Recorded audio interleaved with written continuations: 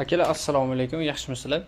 Xo'p, siz maqsadga o'taman. Xullas bitta bola yozdi menga, aka, siz kitob o'qimaysiz, chunki ko'rinishingizdan kitob o'qiydigan bolaga o'xshamaysiz.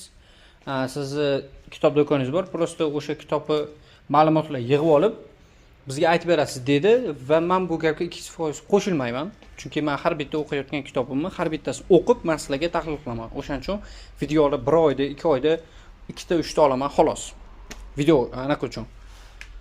Spesialni. O'shaning uchun, xo'p. Asosiy maqsadim nima? Bilasizlar, bizning avlod va bizdan katta avlod scrollingga berilib ketgan, ya'ni haligi miyaga, ya'ni aqlga targ'ib qiladigan narsalar ko'rmaydi, umuman ko'rmaydi, faqat o'sha scrolling haligi oldi qoshida gaplar, narsalarni ko'radi.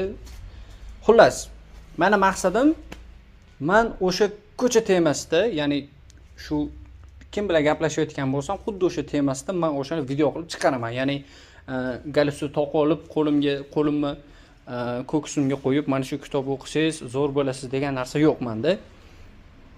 O'qidimmi, nimani o'qidim, xulosa nima, o'shani men tas aytaman, bo'ldi. O'shani video qilib chiqaman. Hech qanaqa montajsiz. O'shaning uchun iltimos tushunib olinglar.